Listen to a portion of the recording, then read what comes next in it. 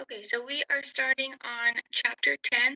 If you want to turn in your books, we're on page 188, discussing parenteral medications or injectable medications.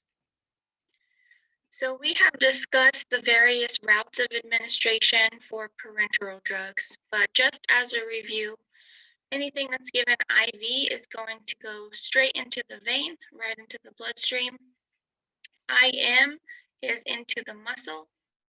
Subcutaneous is underneath the skin into that subcutaneous layer or fatty layer of tissue. And then intradermal is just directly into the skin. So right under the skin's surface. Parenteral meds are available in either ampules or vials. So if you're following along, page 188 also has a good visual of both of these dosage forms here. It is important to note that all parenteral medications have to be kept sterile, whether that's, giving a medication directly from a manufactured dosage form, or if we are compounding a medication, say for an IV bag, the entire process, we have to keep everything sterile. Just as in oral liquids that we discussed last week, parenteral oral, parenteral liquids also, the strength is going to be recorded as a weight per volume. So we never only list the weight, it's going to be weight per volume. So here we see at the bottom of 188 ampules here on the left. The only way we can get medication out of an ampule is to break this here at the neck. There is chance that glass particles could fall into the solution, so we would always need to use a filter needle at some point when we are transferring medication from an ampule into an IV bag. Here we have vials. So these are also in glass containers, but at the top here, there is a rubber stopper that allows us to just inject a needle right into the vial and withdraw the medication as needed. Okay, when it comes to the different volumes of these different routes of administration, I would like you to star or highlight this slide. Make a note to yourself that these 3 bullet points here are very important, okay? So the limit for any intradermal injections is 0.1 mil, so usually a very small amount. For subcutaneous injections, we usually keep those lower than 1 mil. In some cases, we may go as high as 2 milliliters. And then for intramuscular, anytime we have a small volume IM injection, we're going to keep that under 3 mils. And then into larger muscles, we can go up to 5 milliliters. So once again, please star this slide. This information will be covered on the exam. It is also listed on page 189 under the section that says syringes. Okay, so when we're discussing the different types of syringes, we do have various sizes in the pharmacy. This highlighted bullet point here, the accuracy of medications decreases as the syringe size increases.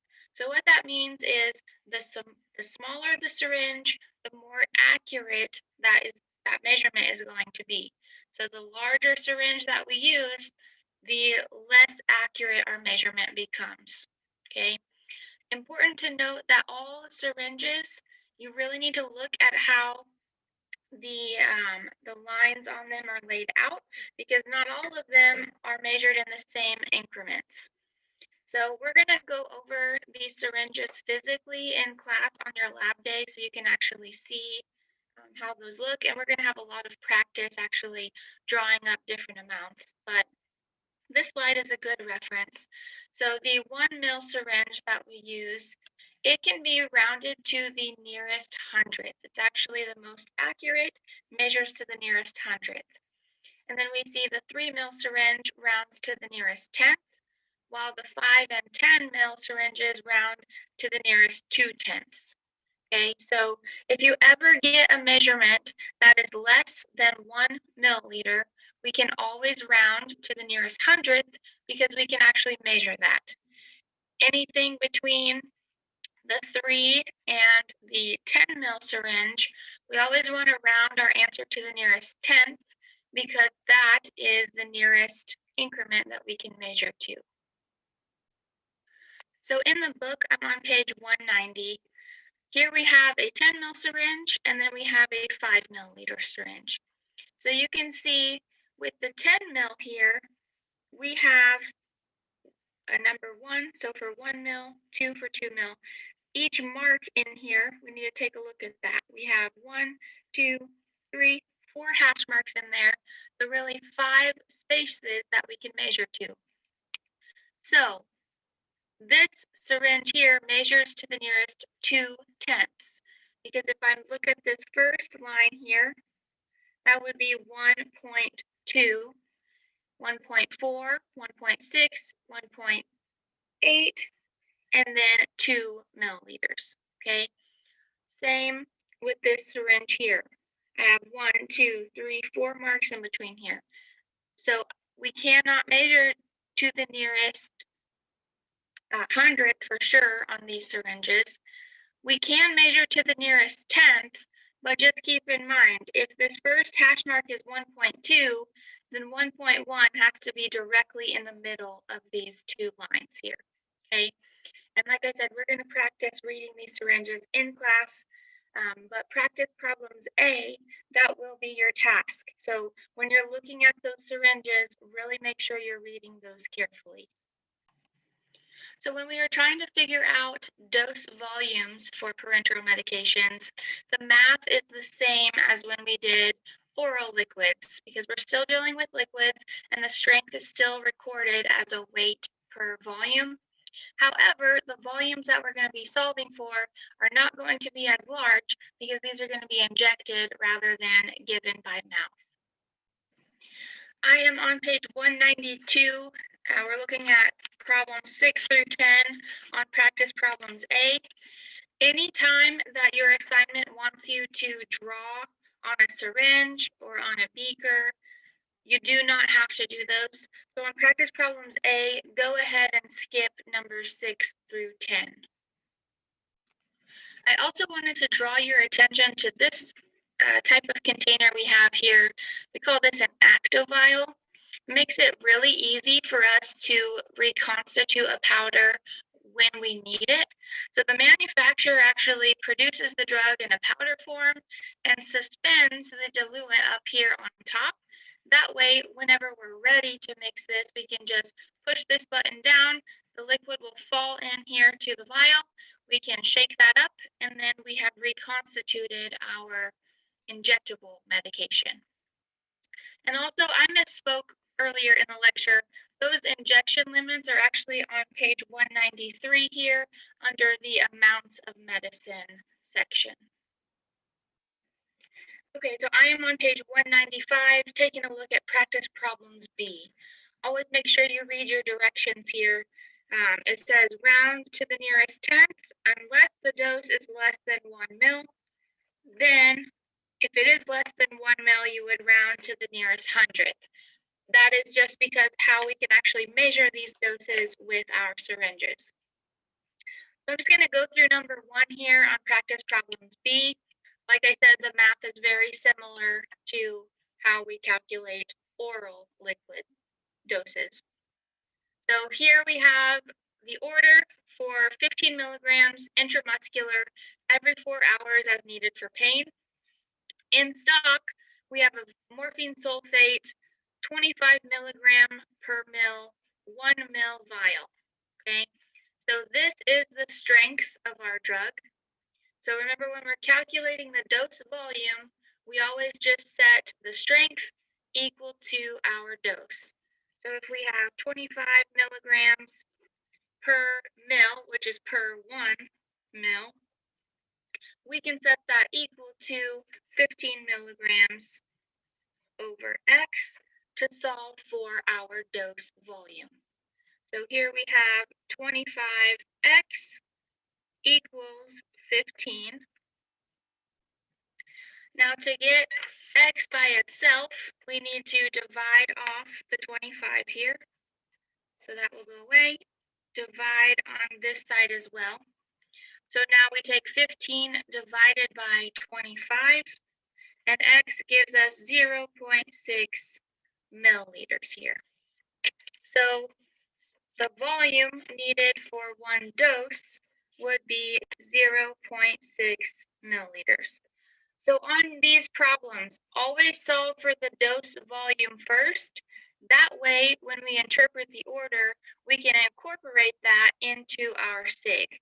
So here where it says interpret, I really want you to put the directions that the patient is going to receive on their bottle or on the order for the nurse, if this is a med order, okay? So interpret the order. Well, we saw that this is an IM injection, so we always want to start with inject 0.6 mils instead of the 15 milligrams every 4 hours as needed for pain.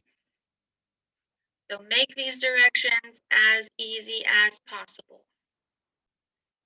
Once again, on the parts of the problems that want you to draw on the syringes, like on page 196, page 197, etc., skip those parts of the problem. I don't want you to have to draw out a bunch of syringes on your assignment. Okay, I'm on to page 201, looking at number 14 here.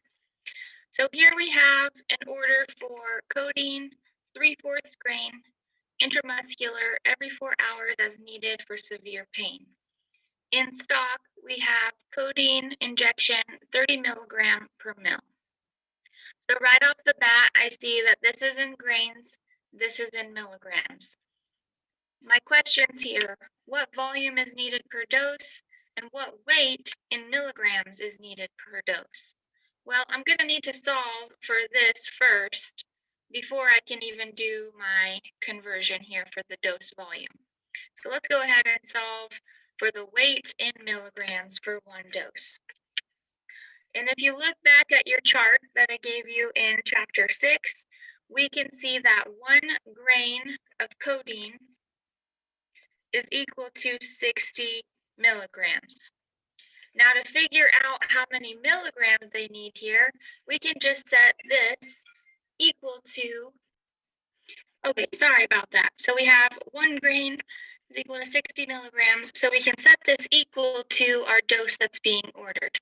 So if we know that 1 grain is 60 milligrams, then we can set 3/4 grain over X to solve for the dose in milligrams here.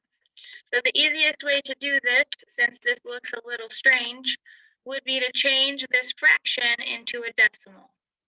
So if we take 3 divided by 4, that gives us 0.75. Now that makes our calculation a lot easier. So if we're cross multiplying, we have 1x, and then we're going to take 0.75 times 60, which gives us 45 here. Divide by 1, x is still 45 milligrams here. So our weight in milligrams would be 45. Now we can solve for the volume for the dose. So remember, our stock comes in 30 milligrams per mil, and the order is 45. So we have 30 milligrams in 1 mil.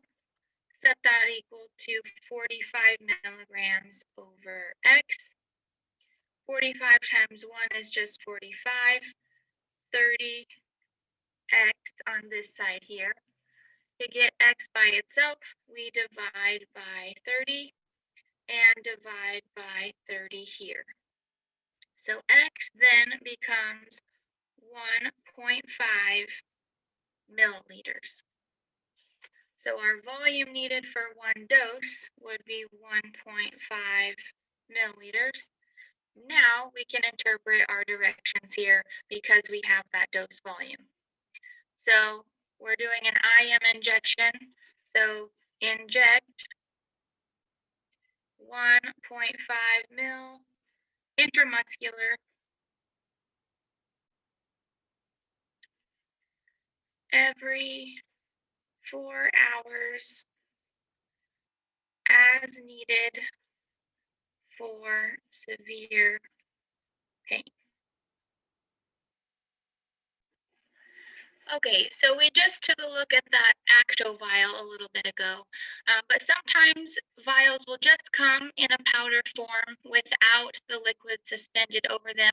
So we're going to have to withdraw our sterile diluent, add that to our vial, and then reconstitute that manually.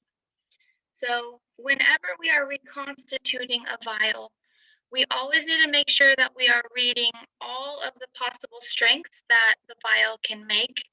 We need to make sure that the diluent we are adding to the vial is accurate each time.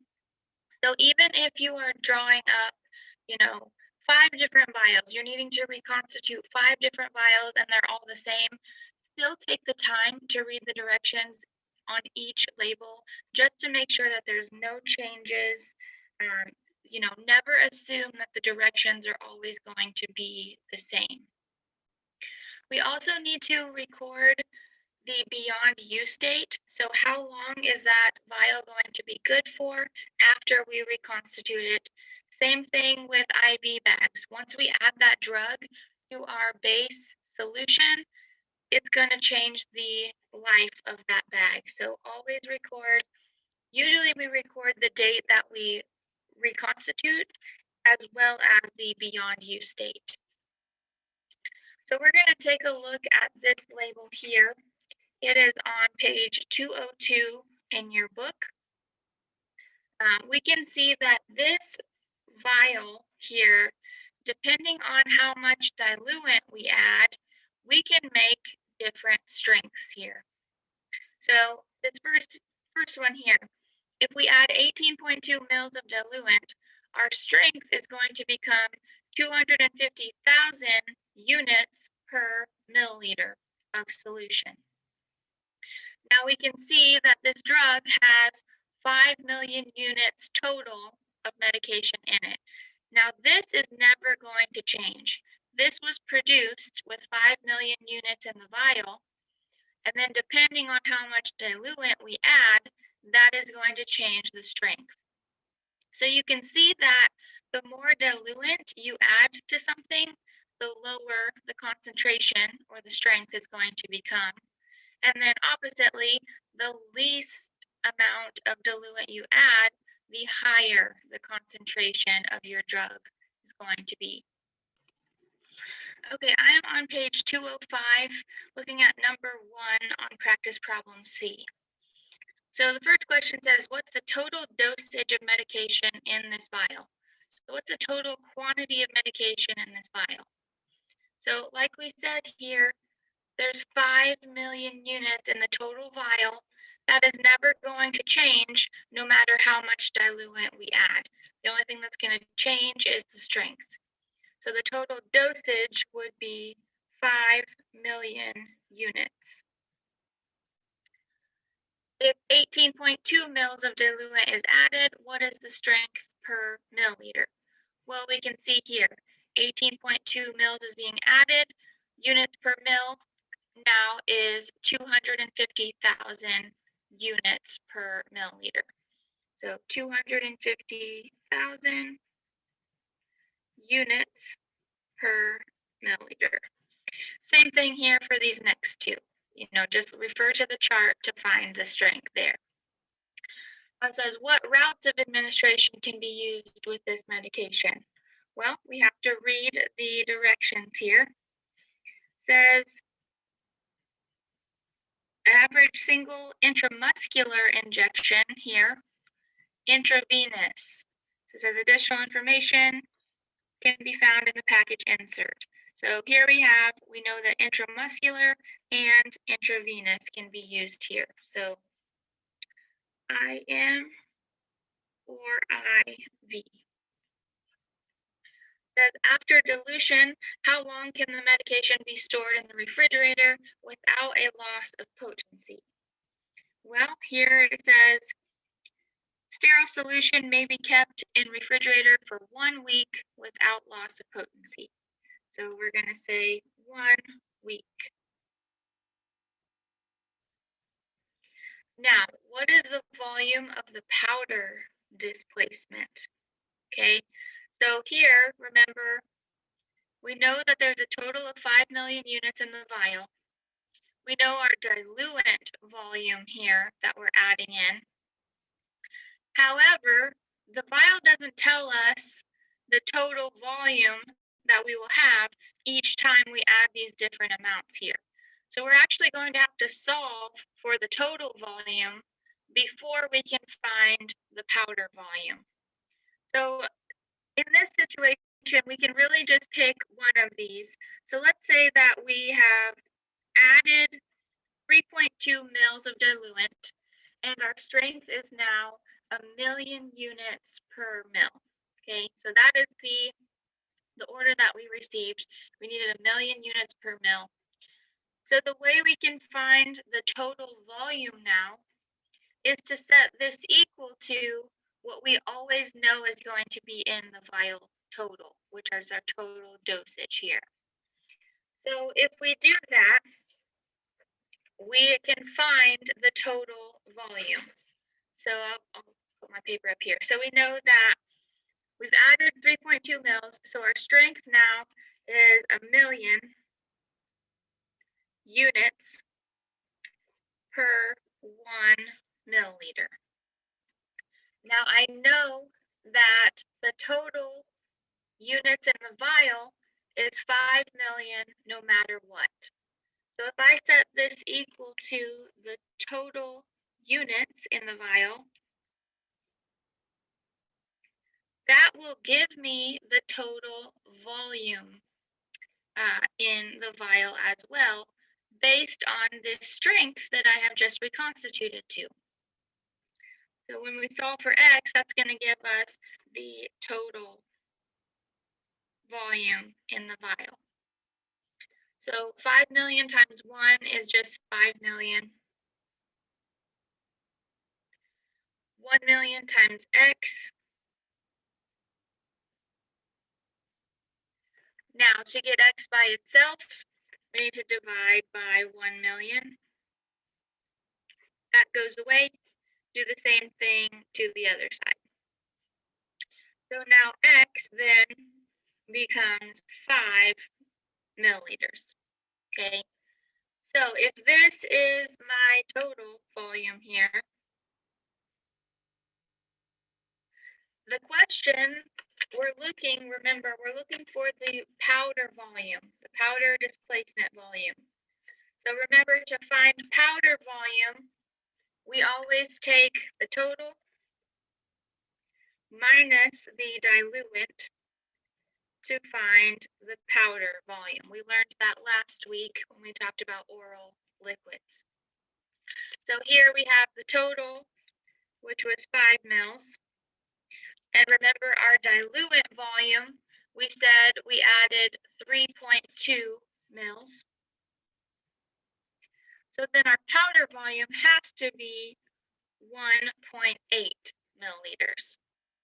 Now, look at the other options here. This would have worked even if we chose to do one of these dilutions here. And I'll show you what I mean, just so you can see that relationship here, okay? So if we instead made this concentration by adding 18.2 mils, that would have made our concentration 250,000 units per mil. And if we would have set that equal to our total of 5 million, I'm not going to write out all the zeros, over x, that would have given us, 5 million equals 250,000 x. So if you take 5 million, My calculator will cooperate here. So 5 million divided by 250,000, that gives us 20 mils. So, sorry, you couldn't see that. So if our volume, total volume, was 20 mils, to find our powder volume, remember we take our total minus our diluent, which in this case we said was 18.2 mils. We still get a powder volume of 1.8 mils. So no matter which dilution you chose to use here, you would get the same answer. And that's because the powder that is manufactured in this vial is never going to magically change. It's always going to stay the same. It's still going to be that 5 million units. And in this case, it's going to displace 1.8 mils once that powder is dissolved. So the volume of the powder displacement we said was 1.8 mils. Now, when you're figuring information to put on the label, remember, always put the date of reconstitution, the beyond use date.